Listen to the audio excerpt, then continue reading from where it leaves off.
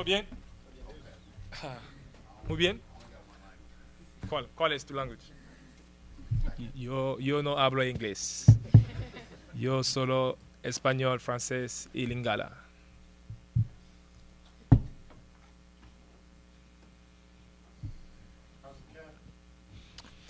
Pretty good. Pretty good. Oh, well, in training camp for the World Cup, in training camp, um, during the training camp in Spain, overseas. How did that FIBA experience help you? Would you say? It helped me a lot. It's different kind of style basketball. And different thing, and you playing with different players against different, countries. So I think it helped me a lot. Did you give Powell any grief for choosing Chicago over coming here? Excuse me. Did you give Powell any grief for choosing the Bulls over coming here? Yeah, we're talking a little bit.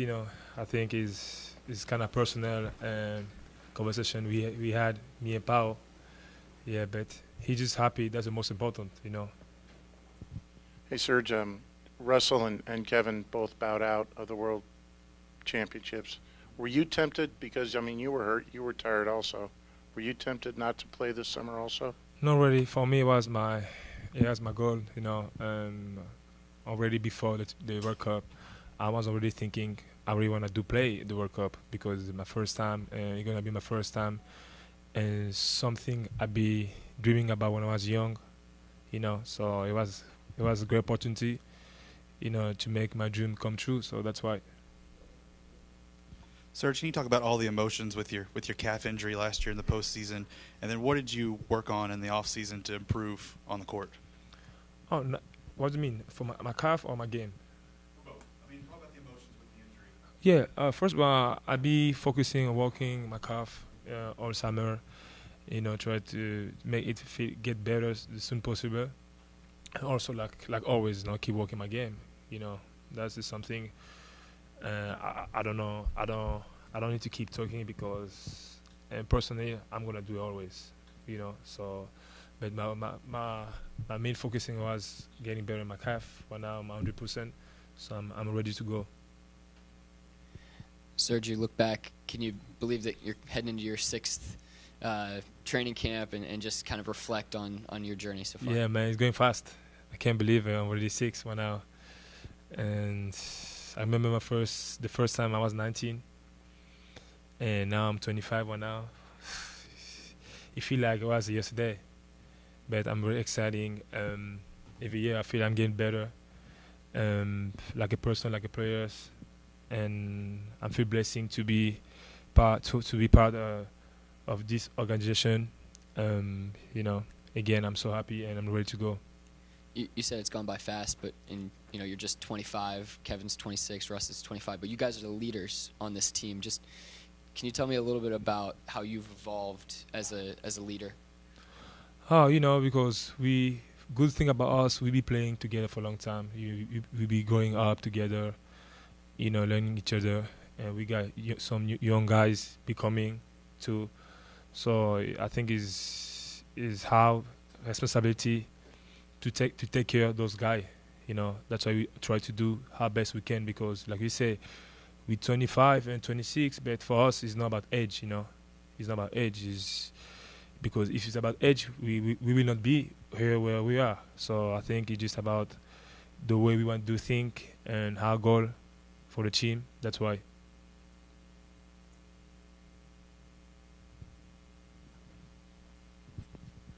Serge, when you injured your calf and the team was opening up in San Antonio, you didn't join the team.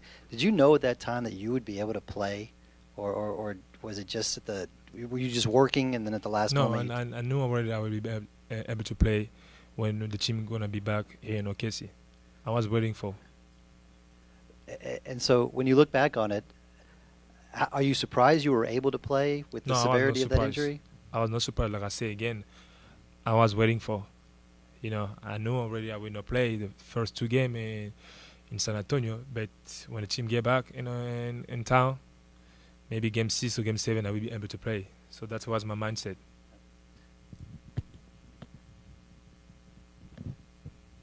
Serge, besides obviously playing for Team Spain, what did you do in the postseason to prepare for this season, just personally, just spending time resting and stuff like that? Well, before the national team, I joined the national team in Spain, in Madrid.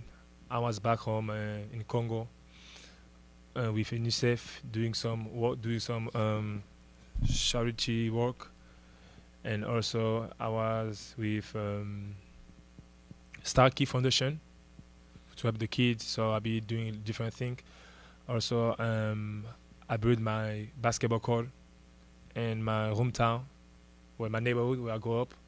So all those kind of stuff. It was kind of very busy. I was there for like 12 days.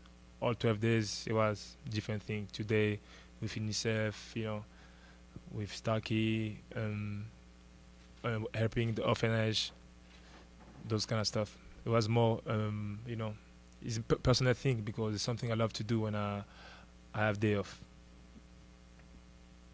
Anyone else?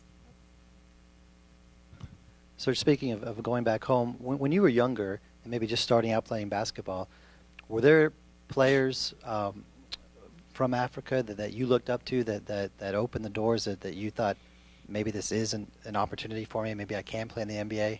Yes, Mutombo Dikembe. That's the only one. Yeah. Yes. And at what point did you realize that the opportunity might be there for you? Do you remember how old you were? What the circumstances first were? of all, when I was young, my dad was playing basketball. My dad and my mom, they was playing basketball. So all my life, I've been around the basketball life. And for my dad, his dream was one day his son to become one of the best big men in Africa in basketball. So, and it became my dream too. That's since I was young. Do you see more kids playing basketball and becoming better? Right now? Yes, a lot. It surprises me every time when I go back home. I see some kids, they start playing football, soccer. They change now and start playing basketball. So it's something great to see.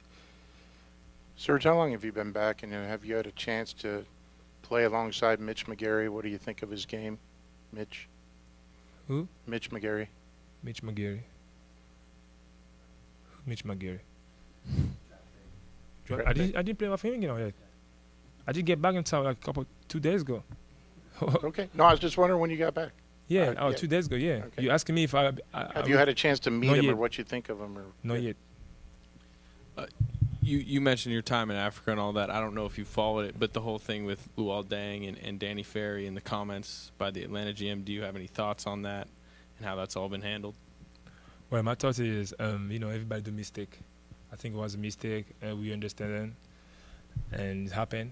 It's a mistake, so only thing we can do is learn from that and move on,